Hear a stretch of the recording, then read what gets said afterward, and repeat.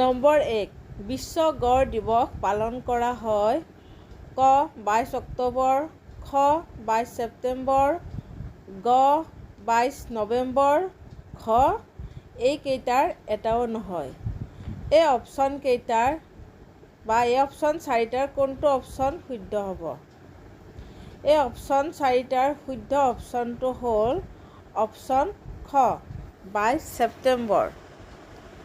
Number 2 প্ৰথম যঁতৰ ক'ত আৱিষ্কাৰ কৰা হৈছিল?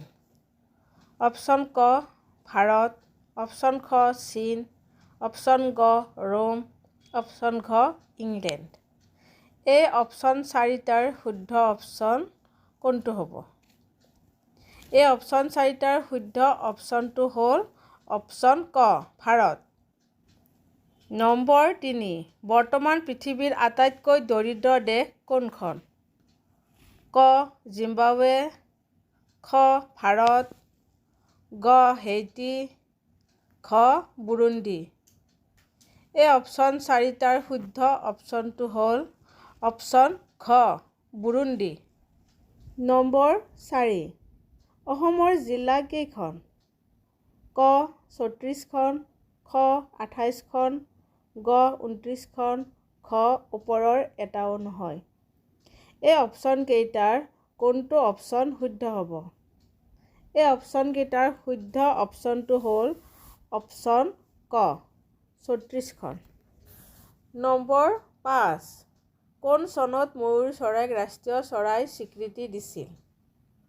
অপশ্যন ক 1961 চন, অপশ্যন খ 1962 চন, অপশ্যন গ 1963 চন, অপশ্যন ঘ 1964 চন। এই অপশ্যন কেইটাৰ ভিতৰত শুদ্ধ অপশ্যনটো হ'ল অপশ্যন গ 1963 চন। নম্বৰ 6 ৰাণা প্ৰতাপৰ ঘোঁৰাটোৰ নাম কি আছিল? ক চেতক, খ অশ্ব, গ বিৰাগ, ঘ ওপৰৰ এটাও নহয়। এই অপশ্যন কেইটাৰ শুদ্ধ অপশ্যনটো হ'ল অপশ্যন ক চেতক। নম্বৰ 7 পৃথিৱীৰ আটাইতকৈ ডাঙৰ দ্বীপটোৰ নাম কি? ক মাজুলী, খ অষ্ট্ৰেলিয়া, গ গ্ৰীণলেণ্ড, ঘ ওপৰৰ এটাও নহয়। এই অপশ্যন কেইটাৰ শুদ্ধ অপশ্যনটো হ'ল অপশ্যন গ গ্ৰীণলেণ্ড। ভিডিঅ'টোৰ মাজতে এটা সৰু অনুৰোধ, যদি মোৰ চেনেলটো এতিয়াও ছাবস্ক্ৰাইব কৰা নাই তেন্তে চেনেলটো ছাবস্ক্ৰাইব কৰি ল'ব আৰু যদি মোৰ ভিডিঅ'টো চাই ভাল লাগে তেন্তে ভিডিঅ'টোত লাইক এটা কৰি দিব। নম্বৰ 8 গ্ৰাহাম বেল ক'ৰ বৈজ্ঞানিক আছিল? ক ব্ৰিটিছৰ, খ জাৰ্মানীৰ, গ ভাৰতৰ, ঘ আমেৰিকাৰ। এই চাৰিটা অপশ্যনৰ শুদ্ধ অপশ্যনটো হ'ল ক ব্ৰিটিছৰ।